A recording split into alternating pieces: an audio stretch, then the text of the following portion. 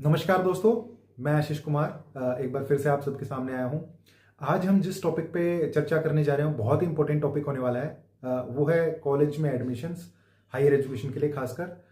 अभी बहुत सारे पेरेंट्स के दिमाग में या बहुत सारे बच्चे के दिमाग में जो अभी आगे कॉलेज में एडमिशन्स लेने वाले हैं, उनके दिमाग में एक सवाल चलते रहते हैं, कंफ्यूज रहते हैं कि हमें किस कोर्स में एडमिशन लेना चाहिए, हमें कौन से डिग्री के लिए अंदर बच्चों को एडमिशन दिलवाना चाहिए, या कॉलेज की फीस कितनी होगी, अगर फीस बहुत ज़्यादा है तो हम उस बर्डन से कैसे निकल पाएंगे, या बच्चे के लिए आगे फ्यूचर में कौन सी ऐसी स्टडीज़ हैं जो सही रहेंगी और जिससे कि वो आगे प्लेस्ड हो पाए।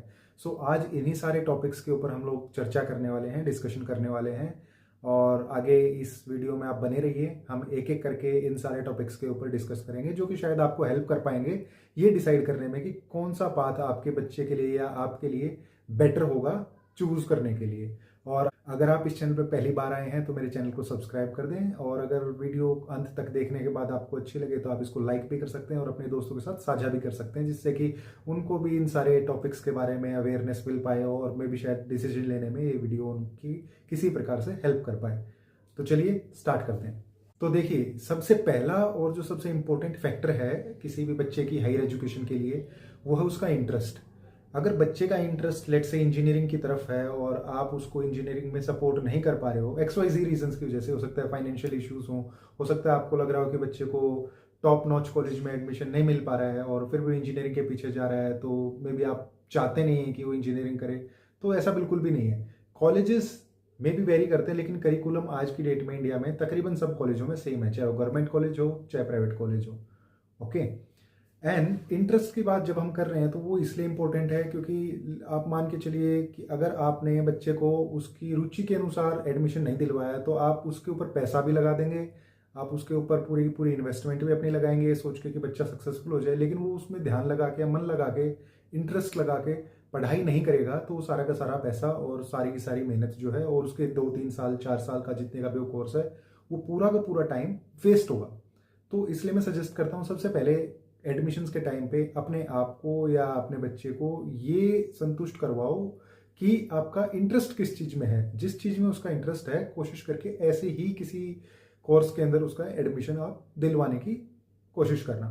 इसी में एक पर्सनल स्टोरी की अगर बात करें तो वो ये भी हो सकता है क्योंकि जो पेरेंट्स हैं मे बी अगर उनका सर्कल या उनका बैकग्राउंड इतना एजुकेशन से रिलेटेड नहीं है, मे बी वो ज़्यादा पढ़े लिखे नहीं है, तो उनको आइडिया नहीं होता कि आगे कौन कौन से ऑप्शंस बच्चे के लिए अवेलेबल हैं हायर एजुकेशन में। नॉर्मली जो पहले होती थी वो BA BSc और BCom ही होते थे, लेकिन आजकल एक्सटेंडेड कोर्सेज इतने आ गए हैं कि लाइक सारे के सारे कोर्सेज किसी एक इंडिविजुअल को पता भी नहीं होते।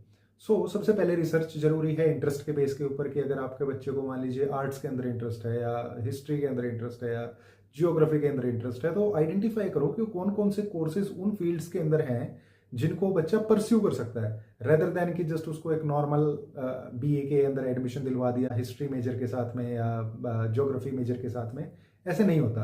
आप वो सारे के सारे कोर्सेज आइडेंटिफाई करो जो उसको सूट कर सकते हैं। आजकल इंटरनेट हर जगह अवेलेबल है, हर गांव तक तकरीबन 4G 5G का इंटरनेट कनेक्शन है। अगर आप रूरल एरियाज में भी रहते हो तो इंटरनेट के ऊपर वो सारी की सारी इंफॉर्मेशन आसानी से मिल जाती हैं, बस थोड़ा टाइम देना पड़ता है। अगर आप वो टाइम देने के लिए रेडी हो तो डेफिनेटली आपके लिए पहला सबसे अच्छा स्टार्ट होगा। अगर आपने ये डिसाइड कर लिया कि मुझे करना क्या है, मेरा इंटरेस्ट किस चीज में है, तो आगे की जो पाथ है, आगे का जो रास्ता है वो बहुत ही आसान हो जाता है। दूसरा जो मेन टॉपिक है अपने इस कन्वर्जेशन का, वो है कि हमें कन्वेंशनल जो पढ़ाई थी, जो हमारी अभी तक चलते हुए आ रही पढ़ाई थी, उससे थोड़ा सा हटके सोचने की नीड है। नीड इसलिए क्योंकि अगर हम कन्वेंशनल तरीके से वही नॉर्मल कोर्सेज करते रहेंगे जो पहले की पीढ़ियां करती आई हैं, पहले के बच्चे करते आए हैं, तो हम भेड़ चाल में फंस के रह जाएंगे, हम कहीं पे आगे सक्सेस नहीं हो पाएंगे। रीजन है, सारा का सारा खेल डिमांड और सप्लाई का होता है। चाहे वो बाजार के अंदर आप चले जाओ, मार्केट में कोई भी चीज हो, चाहे एजुकेशन में चले जाओ, चाहे जॉब्स के अंदर चले जाओ, नीड अगर हमें बीटेक के 100 लोगों की है और बीटेक कर रही लाख लोगों ने, तो बाकी के बच्चे अनएम्प्लॉयड ही रहेंगे क्योंकि नीड सिर्फ 100 लोगों की थी। जो बाकी 99,900 बच्चों ने बीटेक कर ली इस चक्कर में कि सब बीटेक कर रहे हैं, सब बीटेक कर रहे हैं, हम भी बीटेक कर लेते हैं, तो गड़बड़ है मामला। और अगर आप बीटेक भी कर रहे हो तो उसके अंदर भी आपको ये सोचने की नीड है कि कौन कौन से कोर्सेज बीटेक के अंदर आज की डेट में डिमांड में है, जहाँ पे डिमांड ज़्यादा है, सप्लाई कम है, जहाँ पे रिसोर्सेज की requirement day to day basis पे पड़ती रहती है, हमें उन कोर्सेज को फोकस करके चलना है। जैसे कि अगर हम आज के एरा की बात करें तो एआई है, मशीन लर्निंग है, रोबोटिक्स आर्म है, राइट। ये सारे के सारे कोर्सेज हैं जो डे टू डे लाइफ के अंदर आज की डेट में जिनकी डिमांड है और हर फील्ड में इनका यूज है। ऐसा नहीं है कि ये कंप्यूटर साइंस या आईटी से ही रिलेटेड है, ये मशीन लर्निंग और रोबोटिक्स और एआई हर चीज से रिलेटेड है। आप चाहे इसको किसी भी चीज के ऊपर लगा के देख लीजिए, चाहे फाइनेंशियल इंस्टीट्यूट्स हों, वो भी इस चीज को इम्प्लीमेंट करते हैं आइडेंटिफाई करने के लिए कि भाई कहीं बार बार रिकरिंग ट्रांजेक्शन्स आ रही हैं तो ये फेक तो नहीं है, फ्रॉड तो नहीं है। ऐसे ही साइबर सिक्योरिटी एक नया टॉपिक है जो कि शायद बहुत ज़्यादा डिमांड में भी है, क्योंकि आजकल सब कुछ डिजिटलाइज हो रहा है। तो साइबर सिक्योरिटी एक ऐसा इम्पोर्टेंट सब्जेक्ट है जिसके अंदर बहुत ज़्यादा हमारे पास रिसोर्सेज नहीं होते हैं, लेकिन अगर हम अपने बच्चे को उन फील्ड्स के अंदर पुश करना स्टार्ट करें या अगर उनका इंटरेस्ट इन चीज़ों में बनता है तो I think they can prove really a good start to get a better job in the market. And I think यहाँ से हम स्टार्ट कर सकते हैं सारी की सारी चीज़ें और उसके बाद में सब कुछ अलाइन हो जाएगा। पहले होता था कि जैसे लड़की ने 10th कर ली, 12th कर ली, एंड देन उसके बाद में हमारे पेरेंट्स होते थे, उनको यही पता होता था कि भाई अब क्या करवाएं, अब भाई बच्ची को कढ़ाई सिलाई सिखा दो, एंड देन कि ये कुछ ना कुछ नहीं तो और कुछ नहीं तो सिलाई कर लेगी घर पे बैठ के, एंड आई थिंक वो खुद के घर का खर्चा निकाल सकती है। सो हमें उन चीज़ों से भी थोड़ा सा हटके अलग चीज़ों के बारे में सोचना होगा, क्योंकि अपॉर्चुनिटीज़ हैं, लेकिन शायद हम उनको प्रॉपर उस तरीके से वो अपॉर्चुनिटीज प्रोवाइड नहीं करवा पा रहे हैं। उसके पीछे भी एजुकेशन ही एक रीज़न है। आज पेरेंट्स बोलते हैं कि रामनिवास की लड़की ने तो भाई जेबीटी कर ली, आप भी जेबीटी कर लो। क्यों? उसने जेबीटी जिस ज़माने में करी थी या आपने जिस ज़माने में जेबीटी करी थी उस टाइम उसकी नीड थी, उस टाइम टीचर्स नहीं होते थे। लेकिन आज की डेट में हर कोई जेबीटी, बीएड और सीटेट, एचटेट के पीछे भागेगा, तो फिर टीचर्स की रिक्वायरमेंट इतनी नहीं होती कि रोजाना आपको नई अपॉर्चुनिटीज मिल जाएं। आप ही बताइए, अगर एक स्कूल के अंदर 10 टीचर हैं तो 10 में से कितने टीचर्स रिप्लेस होते हैं हर साल? मे भी शायद एक हद से हद। जब तक पुराने टीचर्स रिटायरमेंट नहीं लेंगे आप नए टीचर्स की रिक्रूटमेंट नहीं कर सकते। एंड देन फिर ये सारे बच्चे जिन्होंने जेबीटी कर ली, बीएड कर ली, सीटेट क्वालिफाई कर लिया, एचटेट क्वालिफाई कर लिया और जो भी एग्जाम्स टीचिंग से रिलेटेड क्वालिफाई कर लिए, वो आगे जॉब नहीं ले पाएंगे। हम सोचते तो हैं कि हमारे बच्चों ने सारी की सारी क्वालिफिकेशंस कर ली, पेपर क्लियर कर दिए, एंड देन इनकी ज्वाइनिंग नहीं आ रही है। ज्वाइनिंग कहाँ से आएगी? स्कूल्स लिमिटेड है, टीचर्स की पोस्ट और भी ज़्यादा लिमिटेड है, एंड देन आउट गोइंग जो टीचर्स हैं वो बहुत लिमिटेड है, बहुत लिमिटेड। 60 साल तक वो सर्विस करते हैं, 60 साल से पहले कोई रिटायर नहीं होना चाहता। आप कैसे एक्सपेक्ट कर सकते हो कि वो फिर टीचर की भर्तियां हर रोज या हर साल इतनी निकल के आए कि आपके हर साल जो 2-2 लाख बच्चे जेबीटी का कोर्स करके क्वालिफाई करके बैठते हैं वो सारे के सारे उनके अंदर भर्ती हो जाएं। सो ये भेड़ चाल है, ये हमें नहीं चलनी है, हमें इससे बच के रहना है। आप थोड़ा सा अपने इंटरेस्ट के बेसिस पे रिसर्च करो और देखो कि आपका रुझान किस चीज में है एंड उससे रिलेटेड कौन कौन से कोर्सेज हैं जो आजकल अवेलेबल हैं। हमें जरूरी नहीं है कि कॉलेज के थ्रू ही वो सारी की सारी चीजें करनी है, आजकल ऑनलाइन भी ट्रेनिंग होती है एंड अपने आप को अपस्किल करने के लिए हमें हमेशा रेडी रहना पड़ेगा। हम चाहे बात हायर एजुकेशन की करें या उसके बियॉन्ड की बात करें, हमें अपस्किलिंग के लिए हरदम तैयार रहना पड़ेगा। अगर हम ये सोच लेंगे कि एक बार हम जॉब के अंदर घुस गए एंड उसके बाद हमें कुछ पढ़ने की जरूरत नहीं है, तो आप बिल्कुल गलत हो। अगर ऐसी सोच रखोगे तो आई थिंक कभी भी सक्सेस आपका साथ नहीं देगी। ये शॉर्ट टर्म के लिए जरूर मिल सकती है, लेकिन लॉन्ग विजन के हिसाब से, चाहे वो गवर्नमेंट जॉब हो, चाहे प्राइवेट जॉब हो या खुद का बिजनेस हो, अगर आपने अपस्किलिंग छोड़ दी, अपने आप को आज के ट्रेंड के हिसाब से नहीं चलाया, तो आप पिछड़ जाओगे। अब दूसरा सवाल आता है इसके अंदर कि भाई हम हायर एजुकेशन के लिए बच्चों को देखते हैं और उन्होंने कोई ऐसा कोर्स आइडेंटिफाई कर लिया या उनका इंटरेस्ट किसी ऐसे कोर्स में है जिसके लिए फाइनेंशियल सपोर्ट की नीड है। लाइक आपके लिए खर्चा आपके कैपेसिटी से बाहर जा रहा है एंड आप वो शायद स्पॉन्सर नहीं कर पा रहे हो, तो चिंता की इसमें भी कोई ऐसी बहुत बड़ी बात नहीं है। बहुत सारे ऐसे प्रोग्राम्स जो हैं आजकल चल रहे हैं जिसके थ्रू बच्चे को स्कॉलरशिप्स ईजिली मिल सकती हैं एंड मैं उन सब चीज़ों के बारे में एक एक करके आपको बता देता हूँ। बहुत सारे स्कॉलरशिप्स अवेलेबल हैं एंड उन स्कॉलरशिप्स में से कुछ एक पोर्टल जो बहुत ही इंपॉर्टेंट और यूजफुल मुझे लगता है कि शायद आपके लिए हो सकते हैं एज ए पेरेंट और एज ए स्टूडेंट, मैं वो पोर्टल आपको शेयर कर देता हूँ। लिंक मैं डिस्क्रिप्शन में डाल दूंगा एंड देन स्क्रीन भी मैं उसकी लगा देता हूँ साथ में।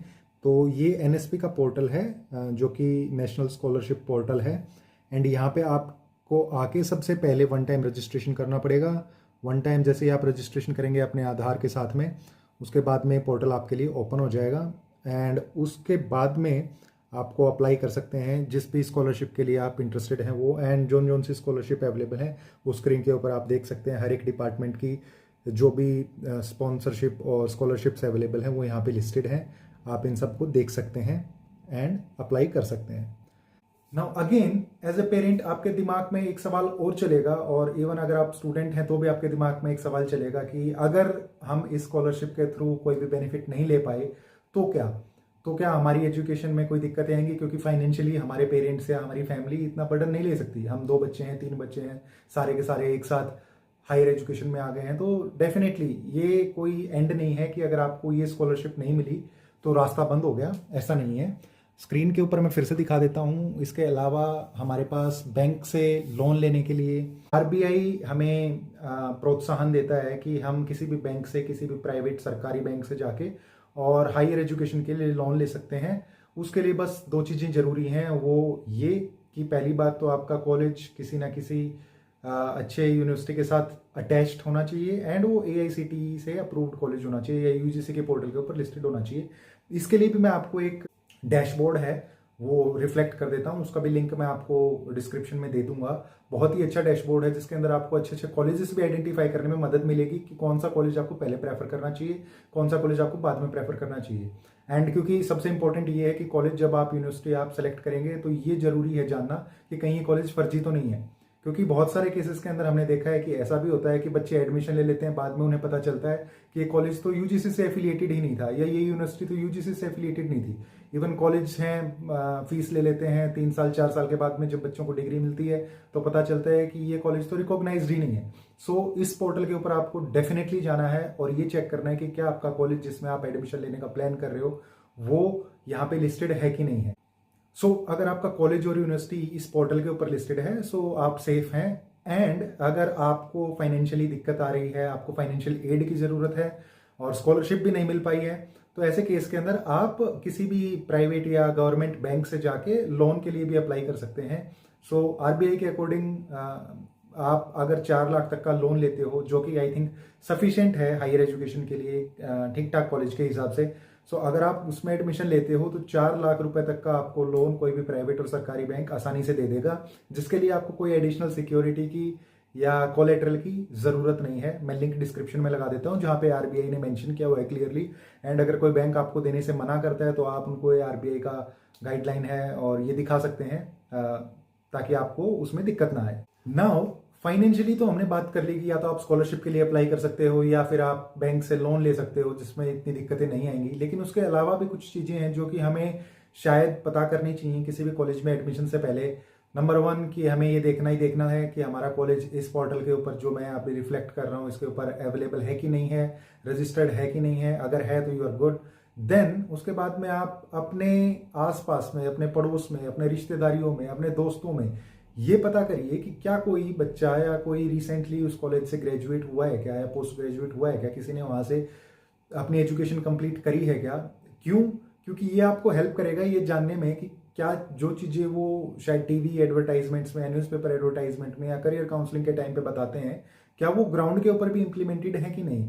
क्योंकि आज की इस डिजिटल दुनिया के अंदर ये पता करना बहुत ही इंपॉर्टेंट है कि जो रियल में दिख रहा है या रियल में जो बिक रहा है वो ग्राउंड के ऊपर है भी या नहीं। एंड ये जो आपके अड़ोसी पड़ोसी या रिश्तेदार जो भी हैं, यार दोस्त, जिनसे आप ये काउंसलिंग करेंगे, ये करियर की गाइडेंस लेंगे, ये आपको इस चीज में भी हेल्प करेंगे कि आपको आगे कौन सा कोर्स परस्यू करना बेटर रहेगा।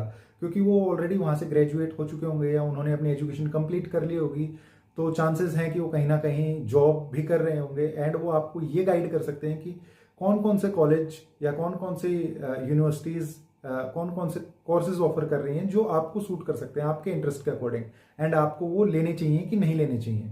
इसके साथ में ये लोग आपके एज ए मेंटर भी काम कर सकते हैं। आप इनके साथ टाइमली बेसिस के ऊपर में भी महीने में एक बार या 15 दिन में एक बार कॉलेज में जाने के बाद में भी बातचीत करना जारी रखिए, ताकि आपको एक गाइडेंस मिलती रहे और आपके एज ए मेंटर आपको ये भी बताते रहे कि अब आपको क्या करना है, आगे फ्यूचर के हिसाब से क्या प्रिपरेशन करनी है। आपने कॉलेज में एडमिशन तो ले लिया, लेकिन फ्यूचर में आपको अब क्या करना है, कौन सी चीज़ों की प्रिपरेशन करनी है, कौन से कोर्सेज की तैयारी करनी है, कौन से टेस्ट्स के लिए प्रिपरेशन करनी है, कौन से फॉर्म्स आने वाले हैं वो आपको भरने हैं, क्योंकि ये लोग रिसेंटली इन सेम सिनेरियोज से निकले हैं, तो ये आपको डेफिनेटली बहुत अच्छे से और बहुत प्यारे तरीके से गाइड कर सकते हैं, जिसके बारे में भी शायद आप अवेयर नहीं होंगे।